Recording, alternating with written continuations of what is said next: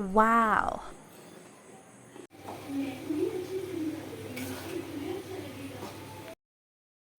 High, তোমরা সবাই কেমন আছো?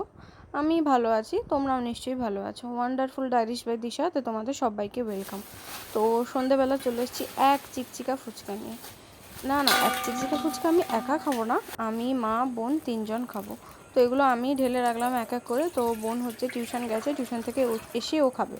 তো আমি পড়িয়ে বাড়ি ফেরার সময় ফুচকা নিয়ে এসেছি সবার জন্যে।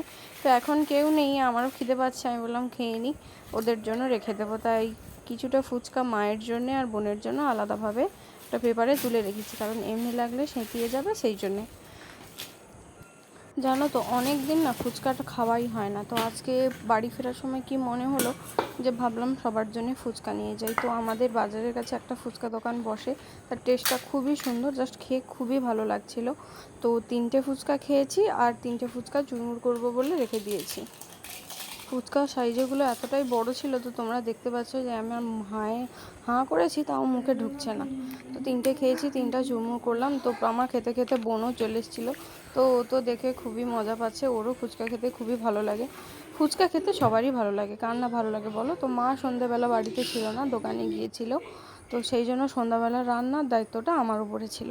তো মা কিছুটা আগে থেকে রেডি করে রেখে গিয়েছিল। তো আজকে ডাল ফ্রাই করতে বলেছিল, তাই কড়াতে একটু তেল দিয়ে, লঙ্কা দিয়ে, গোটা জিরে দিয়ে, পেঁয়াজ দিয়ে হালকাভাবে নেড়ে নিলাম, এবং ওটা ভাজা ভাজা হয়ে গেলে তাতে টমেটো দিয়ে, তাতে একটু নুন দিয়ে ভালো করে একটু কষিয়ে নিলাম। তারপর ওতে একটু হলুদ দিয়ে, একটু জল দিয়ে মিক্স ভালোভাবে মিশিয়ে নিলাম।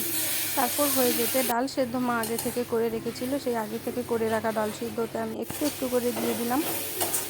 পুরো ডালটা কড়াতে দেওয়ার পরে তারপর একটু একটু করে পুরো মশলাটাকে ডালের মধ্যে মিশিয়ে নিয়েছি। তারপর জল দিয়ে একটু পাতলা করে নিয়েছি।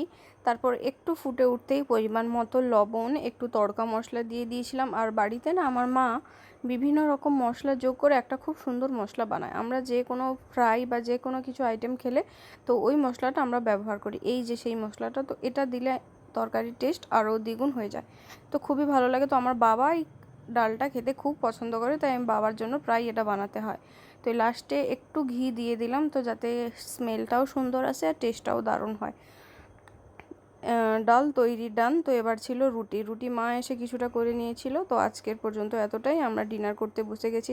দেখা হচ্ছে নেক্সট ভিডিওতে, টাটা।